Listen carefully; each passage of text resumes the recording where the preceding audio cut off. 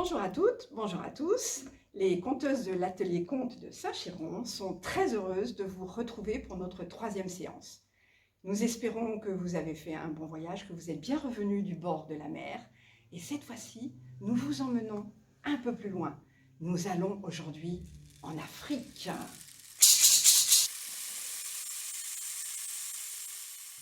Ouélé, ouélé, mélimba, mélioué. Ouélé, ouélé, mélimba, mélioué. Achikouri, memba, nosoto kerimba. Chikuchi, chikucha, mélimba, mélioué.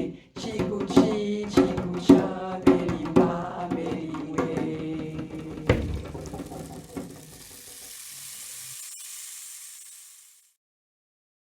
Un jour, le lièvre vient voir le grand génie de la brousse. « Oh, toi, grand génie, toi, défenseur des animaux de la brousse, toi, maître des maîtres, je veux te demander quelque chose. » Qu'est-ce que tu veux me demander? Une seule chose, je veux que tu augmentes ma cervelle. Mais pourquoi? Je veux avoir l'esprit le plus pointu de tous les animaux de la brousse. Le génie réfléchit. Eh bien, écoute, je veux bien, mais avant, il faut que tu me prouves ce que tu sais faire. Alors voilà une gourde. Je veux que tu la remplisses d'oiseaux. Voilà une calebasse. Tu dois la remplir de lait d'antilope. Et voilà un bâton. Il faut que tu trouves un serpent aussi long que lui.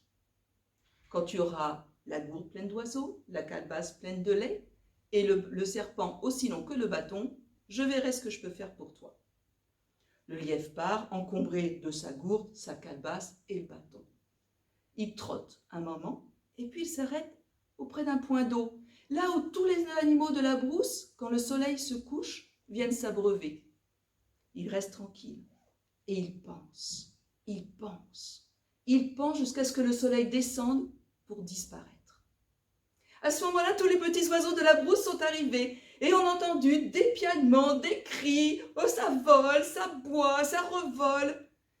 Et le lièvre se dit, c'est le moment de voir ce que je sais faire. Alors il sort de son coin, un bond en avant, un bond en arrière, un bond à droite, un bond à gauche, et tout ça en criant, non, non, non, non, ce n'est pas possible en vérité. Non, non, non, non, c'est pas une chose envisageable. Mais non, ils sont pas assez nombreux. Ben, disent les oiseaux qui sont debout sur leurs petites pattes. Mais lièvre, qu'est-ce que tu dis? Qu'est-ce que tu dis donc? Nous parlons d'autre chose, c'est impossible. Mais quoi? Eh bien, on m'a dit que vous seriez assez nombreux pour remplir cette gourde. Mais ça, je ne le crois absolument pas. Mais lièvre, tu plaisantes. Et les petits oiseaux se mettent à sautiller tout autour du lièvre en riant et en criant. On peut la remplir tout entière, on peut la remplir tout entière. Je ne vous crois pas. Alors là, les oiseaux sont furieux que le lièvre mette en doute leurs paroles. Alors le premier oiseau rentre dans la gourde, suivi d'un deuxième, d'un troisième, et enfin tous les oiseaux jusqu'à ce que la gourde soit pleine. Le lièvre se précipite sur le bouchon, ferme la gourde, la prend et la met à l'abri. À ce moment-là, une antilope vient pour s'abreuver. Et le lièvre recommence son manège. Un bond en avant, un bond en arrière, un bond à droite, un bond à gauche, et tout en criant « Non, non, ce n'est pas possible, c'est en vérité, non, non, non, non, ce n'est pas une chose envisageable. Non, non, elle n'a pas assez de lait pour ça. » Mais, dit l'antilope qui s'est arrêtée sur ses 4 pattes, « Mais lièvre, que dis-tu? Mais que dis-tu? Oh, parlons d'autre chose, c'est une affaire tout à fait impossible. » Mais quoi donc? Eh bien, on m'a dit que tu aurais assez de lait pour remplir cette calebasse. Mais je ne pense que c'est pas possible du tout. Mais tu plaisantes, lièvre, tu plaisantes. Et la biche l'antilope se met à gambader tout autour du lièvre et elle dit, mais si, bien sûr, je peux l'emplir tout entière, je peux l'emplir. Je ne te crois pas. Alors là, l'antilope est furieuse que le lièvre mette en doute sa parole. Elle se met au-dessus de la calebasse et le lait coule, jusqu'à ce que la calebasse soit pleine. Alors, j'ai perdu mon pari. Ah, le lion m'avait bien dit que tu avais assez de lait. Quoi, le lion? Ben oui, le lion, mon ami, tiens, je vais aller le chercher. Comme ça, il verra bien qu'il avait raison. Ben écoute, je suis obligée de partir, hein, je verrai le lion une autre fois. Et l'antilope s'en va. Oh, le lièvre est ravi de s'être débarrassé de l'antilope aussi rapidement. Il prend la calebasse et la met à l'abri avec la gourde. À ce moment-là, un serpent arrive pour s'abreuver. Le lièvre, le long du bâton, compte. 1, 2, 3. Non, ce n'est pas envisageable, c'est impossible. 4, 5, 6. Non, c'est une chose improbable. 7, 8, 9. Mais non, il n'est pas assez grand pour ça. Mais c'est-il le serpent qui se dresse sur sa queue? Lièvre, que dis-tu? Mais que dis-tu? Mais parlons d'autre chose, c'est une affaire impossible. Mais quoi? Eh bien, on m'a dit que vous étiez aussi long que ce bâton, mais je ne le pense pas. Mais lièvre, tu plaisantes, tu plaisantes. Et le serpent siffle et rampe autour du lièvre en disant « Je suis aussi grand que le bâton, je suis aussi grand. Je ne te crois pas. » Alors là, le serpent est furieux de voir que le lièvre met en doute sa parole. Il s'allonge auprès du bâton. Le lièvre se précipite, un nœud à la tête, un nœud à la queue. Il attache le serpent très solidement au bâton. Le serpent ne peut plus bouger. Alors le lièvre reprend la gourde, reprend la calebasse et prend le bâton avec le serpent. Et il retourne voir le génie. « Génie, génie !»« Oui, lièvre, je suis là, je t'attends. Voilà la gourde pleine d'oiseaux. Voilà la calebasse pleine de lait d'antilope. Et voici ce bâton avec son serpent. » Le génie réfléchit, il regarde le lièvre, il le touche. « Si j'augmentais ta cervelle, je ferais une grosse sottise. »« Mais pourquoi ? » ?»« Eh bien, tu es bien assez rusé comme ça. Avec un peu plus d'esprit, tu deviendrais mon maître. »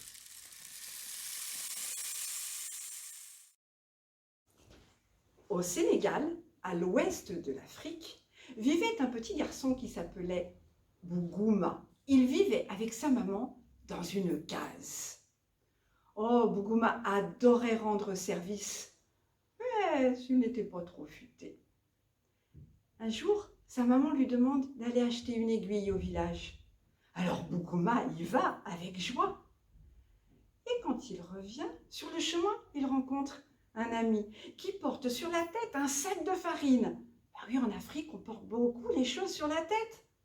Bougouma est un peu encombré avec son aiguille et il demande à son ami où il pourrait la mettre.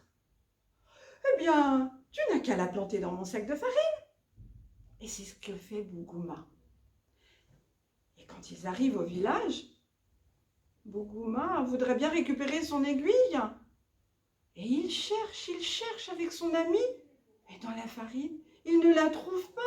Allez donc trouver une aiguille dans un sac de farine. C'est comme dans une botte de foin. Ben, c'est pas possible. Alors Bougouma arrive vers sa maman qui lui demande son aiguille. Mais Bougouma pleure. Et il explique. Mais Bougouma, mon fils, mais qu'as-tu fait du bon sens que je t'ai donné à la naissance? L'aiguille, il fallait la mettre dans l'ourlet de ta chemise, comme ça tu ne la perdais pas. D'accord, dit Bougouma, je m'en souviendrai pour la prochaine fois. Quelques jours passent et la maman de Bougouma lui demande d'aller acheter du beurre au village. Alors Bougouma y va. Et il se souvient des conseils de sa maman. Alors, il met le beurre dans l'ourlet de sa chemise. Mais en Afrique, il fait chaud. Et le temps qu'il rentre chez lui, tout le beurre a fondu. Il en a plein sa chemise. Et quand il arrive à la maison, que sa maman lui demande le beurre, eh bien, il ne peut rien lui donner. Mais Bougouma, mon fils, la maman est désolée, mais qu'as-tu fait du bon sens que je t'ai donné à la naissance? Le beurre, il faut le mettre dans un petit pot et sur le chemin du retour, tu mets le pot sur la rivière. Comme ça le rafraîchit. D'accord, dit Bougouma, je m'en souviendrai pour la prochaine fois. Et les mois passent et Bougouma rend visite à des amis qui lui donne un petit chien. Oh, Bougouma, c'est pour ta maman. On sait qu'elle adore les chiens. Ah, Bougouma, qui a une mémoire d'éléphant, se souvient de ce que sa maman lui a dit. Alors il prend le petit chien, il le met dans un pot et sur le chemin du retour, il met le pot sur la rivière pour le rafraîchir. Et quand il arrive à la maison, sa maman est étonnée, elle lui dit « Mais qu'est-ce que tu as là ?»« Eh bien, c'est un cadeau pour toi, maman. » Et il y a là un petit chien qui tremble de peur. Mais Bougouma, oh, mais Bougouma, mais qu'as-tu fait du bon sens que je t'ai donné à la naissance? Non, un petit chien, eh bien, il faut lui préparer une laisse. Tu prends une corde, tu mets la corde dans ta main d'un côté et de l'autre, tu fais un tour autour du cou du chien. C'est pas compliqué. Oui, dit Bougouma, je m'en souviendrai, promis. Et puis, le temps passe et la maman de Bougouma lui demande d'aller chercher du pain au village. Ah, Bougouma est très fier. Il a dans sa poche une corde. Et quand le boulanger lui donne le pain, Bougouma l'accroche avec sa ficelle et il prend la ficelle de l'autre côté. Et il rentre au village, traînant derrière lui le pain. Vous imaginez bien ce qui s'est passé? Eh bien, le pain s'est émietté, faisant le bonheur des oiseaux. Mais Bougouma, quand il est arrivé chez lui, il n'avait plus qu'un petit quignon, ridicule et tout sale. Oh, la maman de Bougouma est vraiment désespérée. Et Bougouma pleure, il est triste. Alors il va voir le sage, qui est toujours sur la place du village. Et il lui raconte toutes ses aventures, toutes ses péripéties. Ah, le sage rit, il rit. Mais Bougouma, on t'a donné du bon sens à la naissance. Il faut t'en servir. On a tous, à la naissance, reçu du bon sens. Alors, servez-vous-en, réfléchissez. Ça évite de faire des bêtises.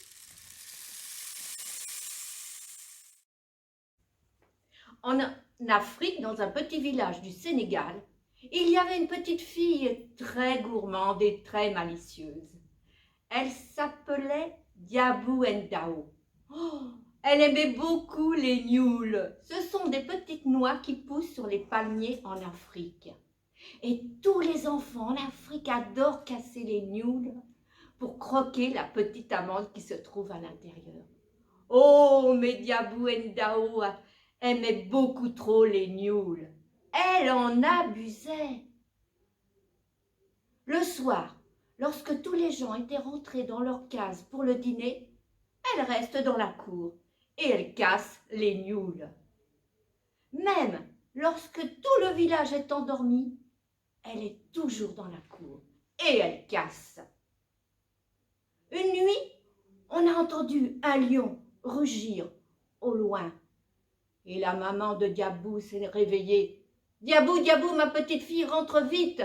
Tu entends ce lion qui rugit. Certainement, il s'approche du village. »« Ah, je casse les nioules, maman. Ce n'est pas un petit animal qui va me faire rentrer. » Diabou Ndao casse ses nioules. Et elle a continué à casser.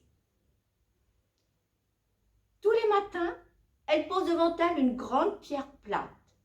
Elle pose la nioule sur la pierre et avec une petite pierre ronde, elle casse et elle jette dans sa bouche la petite nioule qu'elle croque. Elle casse et elle croque. La nuit suivante, les rugissements du lion se sont rapprochés.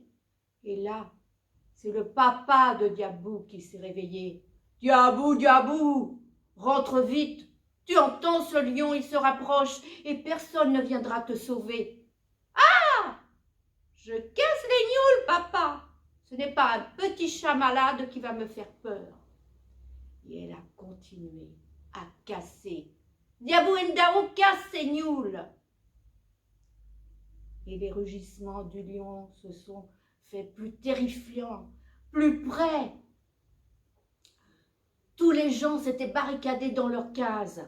Et là, c'est le grand frère de Diabou Ndao qui dormait dans une case au fond de la cour qui l'a appelé. « Diabou, Diabou, veux-tu rentrer dans la case? Personne ne va sortir pour te sauver. » Le lion est arrivé dans la cour. Diabou Ndao s'est levé. Elle a jeté sa petite pierre ronde. Il s'est approché du lion. Le lion a avalé Diabou Ndao. Mais Diabou Ndao est sorti par les fesses du lion et elle a avalé le lion.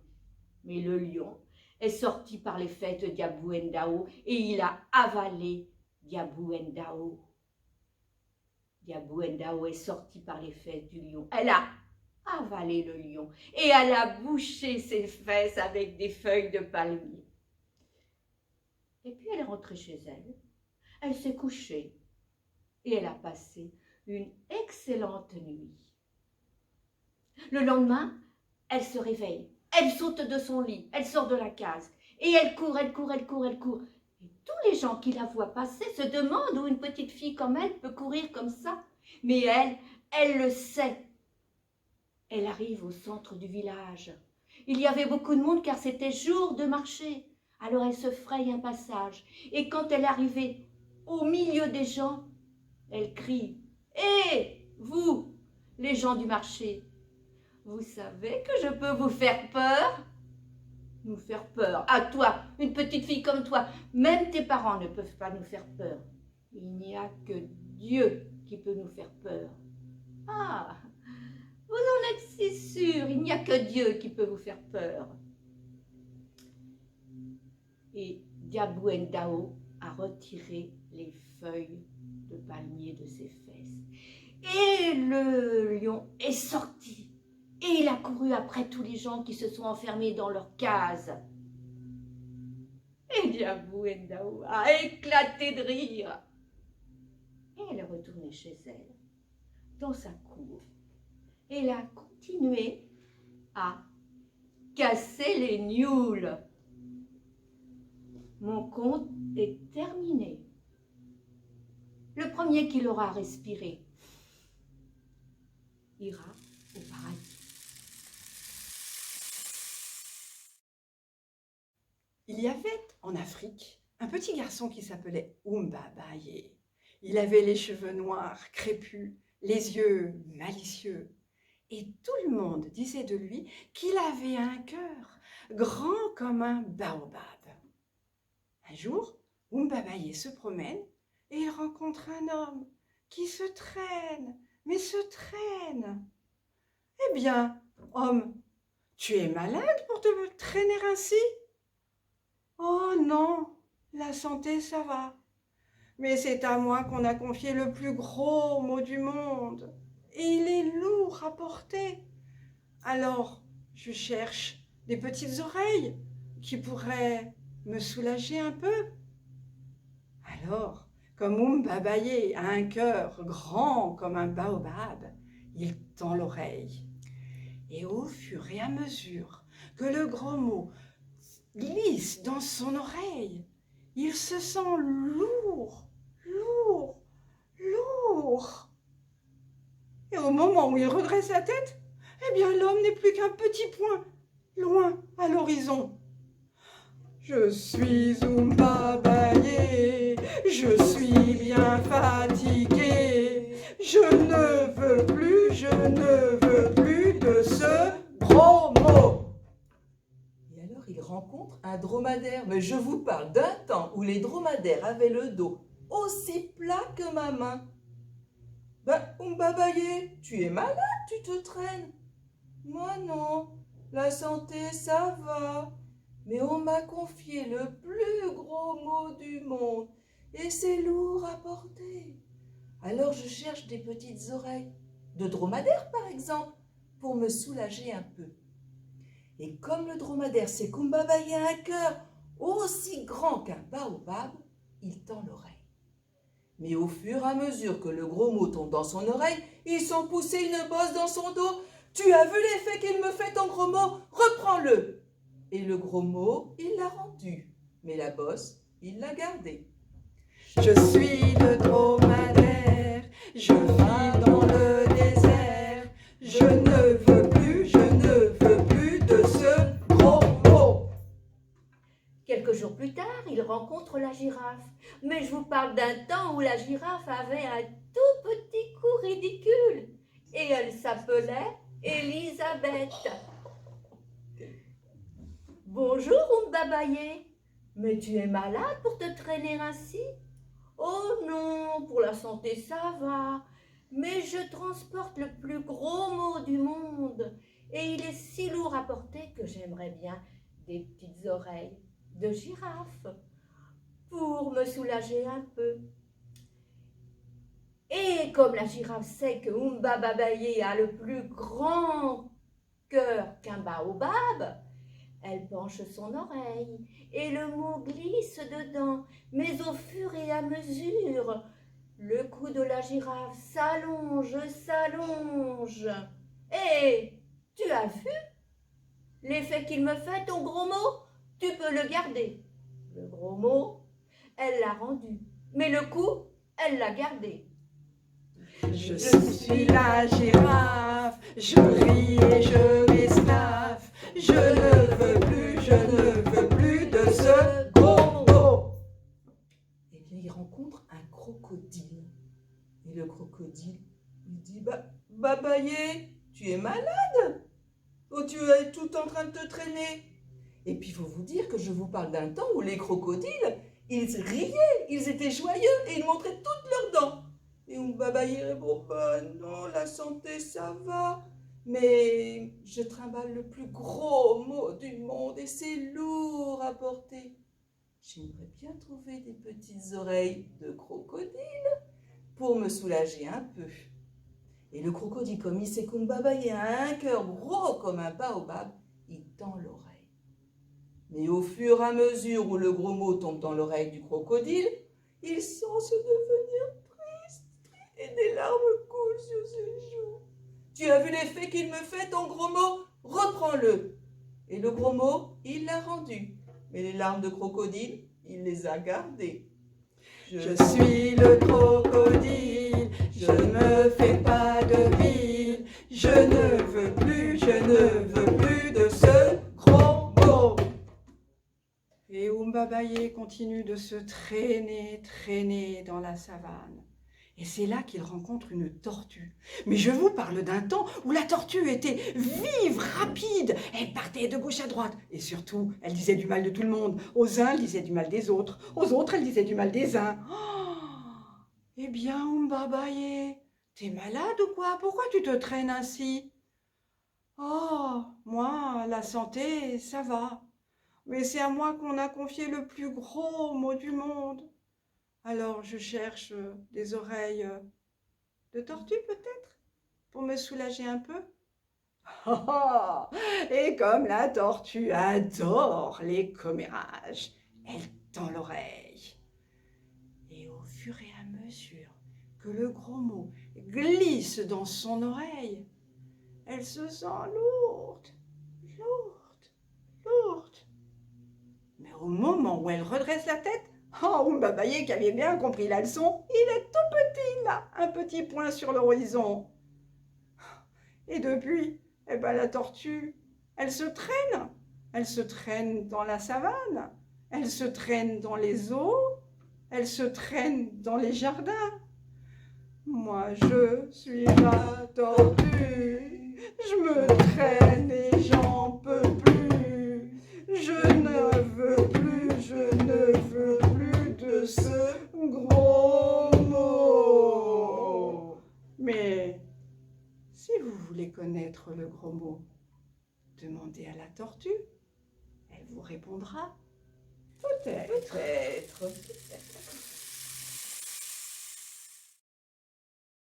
Voilà, notre voyage en Afrique est terminé. Nous espérons qu'il vous a plu. Nous vous donnons rendez-vous la semaine prochaine pour d'autres aventures. En attendant, prenez soin de vous et restez chez vous. Ouélé, ouélé.